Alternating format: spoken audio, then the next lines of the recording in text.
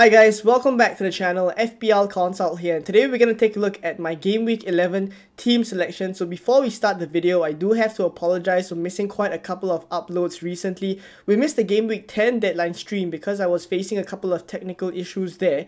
It trickled into the earlier part of this week as well, so I wasn't able to record and upload videos. But thankfully now these issues are settled. So from this video onwards, the Game Week 11 team selection video, regular content will resume, and I'll catch you guys this weekend for the Game Week 11 deadline stream as well. We'll continue with regular weekly content. So thank you guys for bearing with me, and let's get on with this video. So I'll catch you guys up in how I did for Game Week 10, and then talk a little bit about my transfers into Game Week 11 and how my team is looking like as well. So very quickly for Game Week 10, because I didn't upload a team selection video, the 3 transfers that I made, right? Yes, I made 3 transfers. I had 2 free transfers and I made 3 transfers, so I took a -4. What I did was to remove Udogi, who didn't play because he was flagged, and it turned out that he wasn't even in the squad. I removed Udogi for Tsimikas. That was my first transfer. It paid off quite well because at the end of the day, I took a -4 for that. So, Tsimikas keeping a clean sheet at least just repays that with the extra 4 points. And thereafter, the other 2 transfers that I made was to do Madison out for Saka, and also selling James Ward-Prowse to bring in Adingra. So Adingra, of course, blanked. Saka got an assist. But at the end of the day, when I did those transfers in Game Week 10, right, those transfers were with a long-term view in mind, and I'll discuss a little bit more about these players that I brought in, their prospects moving forward when we get into the Game Week 11 team selection portion. But at least for Game Week 10 wise, Tsimikas got 6 points, Adingra got 2, he blanked, Saka got 6 points. So collectively, I think these transfers actually haven't been that fantastic, but these are long-term transfers, so I'll talk about the prospects later on. As for the other players, and in general how I did for Game Week 10, it wasn't that great, right? I was 655k in the world before Game Week 10, and after Game Week 10, I scored 62 -4 points because of the hit. I only scored 58 points net, and that actually brought me down to 1 million in the world. So I know a lot of you guys have had better scores than me. I did make a couple of mistakes here in the Game Week 10 team selection wise in terms of captaincy as well, but that was really close. I'll touch on that later on. But because I only scored 58 points, the average was 66. It dropped me all the way to 1 million. So honestly, not where I want to be, but I'm not really panicking at this point in time because it is still quite early on in the season. I mean, 10 game weeks into the season isn't super early. It is kind of a decent time to assess your rank, and I'm definitely not pleased with it, but I'm not panicking because I do know that the season is long, it is a marathon, and there will be times that I can make up those points as well. So I'm not too panicky, and also the team for Game Week 11 and the future game weeks does look good. So we'll touch on it later. As for the players specifically in Game Week 10, Areola didn't keep a clean sheet. Burn, of course, 0 points. Matty Cash, I do have to say that we got a little bit lucky there. Matty Cash is obviously a player that was subbed off closer to the end of the game just before Aston Villa conceded, and that's why he kept his clean sheet points. And because he got a yellow card, so that's why it's only 5 points for him. But still, happy days that he managed to keep his clean sheet intact there. In the midfield, Almiron once again disappointed, so he will be a transfer out later on. A little bit of a spoiler, but he will be leaving the team. Salah got 8 points, so I've put the vice captain on him. It was very close.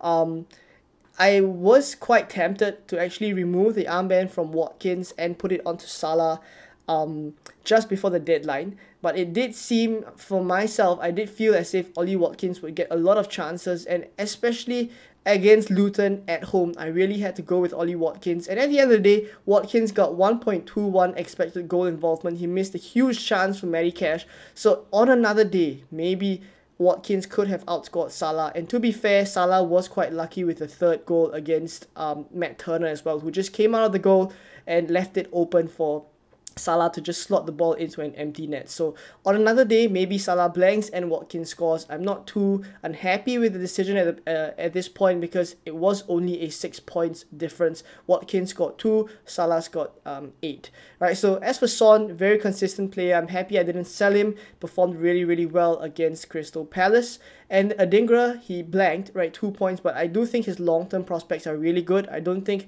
his I think the right mid spot is kind of his to lose at this point in time. So he kind of enables my team, right, to look the way it will look in game week 11, because I do have a couple of I do have some money in the bank, and that will be used to upgrade Almiron to a player that I'll show you guys later on.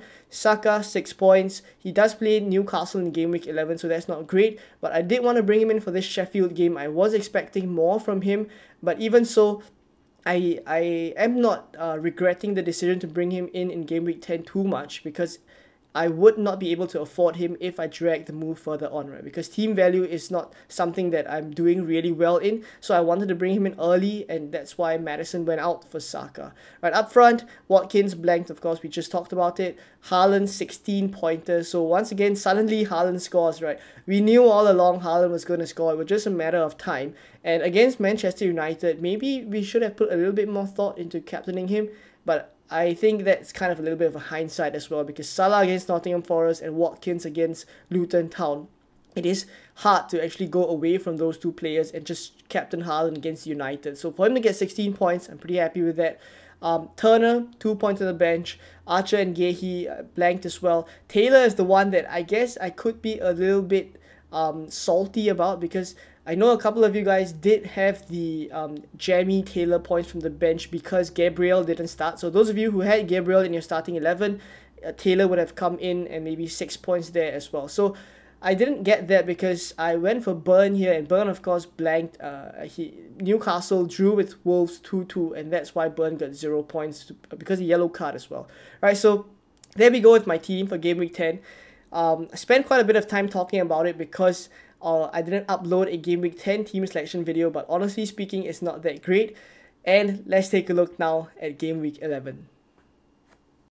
So moving forward into game week 11, the transfer is already made. I have no transfers left. I've used the one free transfer to upgrade Almiron to Jarrod Bowen with the remaining money left in my bank. So 0.0 left in the bank, and in fact, I actually made this move really early on because Almiron was going to drop in price, Bowen was going to rise in price, and this was actually made very early into game week 11, right? So basically right after the deadline for game week 10, I already made the transfer to bring Bowen in. I know early transfers are usually a bad thing, so I took a gamble here because I don't want to be priced out of it if I delay the move, because Almiron eventually did fall immediately after the deadline, right? So thankfully I made the transfer and I took a gamble. For the time being, it seems as if it has paid off, right? Because none of these players are injured at this point in time, and it seems like they will be fit for the weekend as well. And in fact, Jarrod Bowen,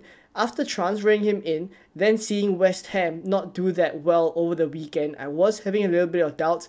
But just before recording this video, of course, West Ham win Arsenal in the EFL Cup 3-1, Jarrod Bowen also picking up a goal and an assist. So I am actually thinking with this Bowen move that the prospects are for the long term, right? And West Ham's fixtures are just really good for at least the next 10 game weeks or so. The horizon just looks really good for him. Jarrod Bowen, I feel, will just continue to get chances, and he will be the main man, even though there are other options like maybe Kudus, who's coming up as a decent option. If you want to go a little bit spicy as well, or go for an enabler, maybe Souček. But I think Bowen is always that star player for West Ham, and it does look like he's on very good form this season as well. His numbers are also very consistent, so I think he will be a hold for me for the next 10 game weeks. I don't have a choice to rethink my move anymore because, as I mentioned, I've already made the move. But let's say at this point in time, would I make the move now? I think maybe not necessary unless you are in my spot where you won't have enough cash anymore, right? Because Brentford away definitely isn't the easiest fixture, but I have to bring him in now for the long-term prospects. And obviously it made sense for me because Almiron was going to play Arsenal this game week, so I'm not going to have Almiron. I brought Bowen in, and the team looks actually really good, right? The team value now is actually up to 101.7 million, so I've kind of made up a little bit of cash by going early with players like Saka, Bowen, and of course downgrading Ward-Prowse to Adingra also saves me the money because Ward-Prowse fell in price. So there we go, this is my team. And talking a little bit about the fixtures for each of the players in this category, I've chosen to start Areola ahead of Turner. I think Aston Villa are in such good form right now. I don't see Turner keeping a clean sheet. Areola against Brentford away, we're going to take our chances there that hopefully he gets a clean sheet. If not, I do expect quite a couple of saves that he will have to make against Mbeumo as well. In defense, I've started Gehi, Tsimikas, and Matty Cash. I don't think there are actually better fixtures than the three that these three players have right now, which is Burnley, Luton, and Nottingham Forest. Despite the fact that they're all away fixtures, these are pretty much the easiest fixtures you can go for from a defensive standpoint, right? So I'm pretty happy with this this defensive combination of Gehi, Tsimikas, and Cash. In midfield, it's Bowen, Salah, Son, Adingra, and Saka. So Bowen, as we mentioned, plays Brentford away. It's not the easiest fixture, but I think Bowen can get something there. If he can keep up his attacking numbers, I definitely think Brentford away is a game that he can get something, because Brentford do look good in attack in recent times, but their defense is not watertight, right? So they can be caught out sometimes, and I think Bowen can profit there. Salah against Luton away, he is actually potentially a captain shout, but with the armband currently on Haaland for Bournemouth at home, I don't think I can remove it and put it on Salah, especially after the way he performed against Manchester United. I think we have to have it on Haaland at this point. And in fact, I would say that it's pretty close, right? Because I know those who are going without Haaland or don't have Haaland in your teams, it's a pretty easy decision for you to go with Salah. But I do foresee some people actually with both of these players and potentially captaining Salah. So it is close. For me, I'm just going to go with the majority that I think people would just be captaining Haaland this week and try to go for my differentials, players like Adingra. Some people wouldn't have Bowen, hoping these players would help to make up the difference in points as well.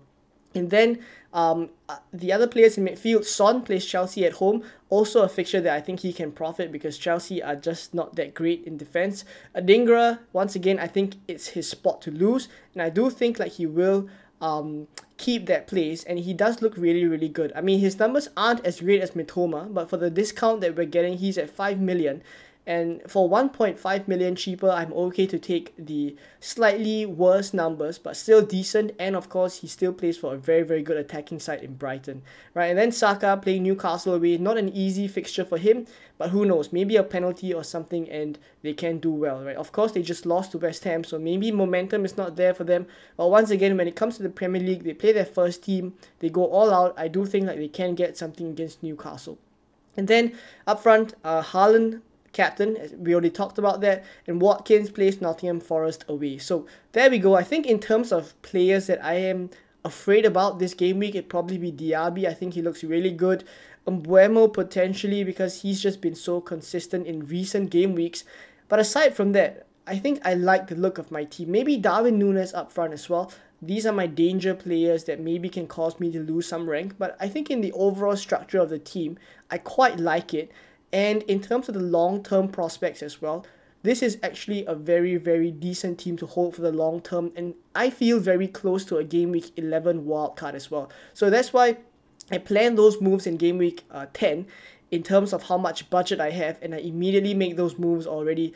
I don't really advise it in general, but I had to do it for my team. And sometimes we are just in that spot, right? So I've already made the move. Almiron out for Bowen, and this is how the team would look like. Just a quick touch on the bench. Turner first. Turner will be in goal. Archer first on the bench. If I do need him, he will be playing Wolves at home, not the worst fixture in the world. And then Taylor has Crystal Palace at home as well, also not the worst fixture in the world. Burn will be last on the bench. He has Arsenal at home. So there we go. This is my team for Game Week 11. Thank you guys for bearing with me for all the technical difficulties, but content will resume on the channel, and I hope you guys are excited for that. I hope this video was helpful for you guys as well, and let me know what you guys are doing for Game Week 11. I do imagine that quite a couple of you guys will be rolling as well, so if you're not, if you're making some transfers, let me know. I'm happy to see and help as well. Right, but there we go. Thank you for watching. Do like, do subscribe, and I will catch you guys for real now in the Game Week 11 deadline stream. Bye-bye.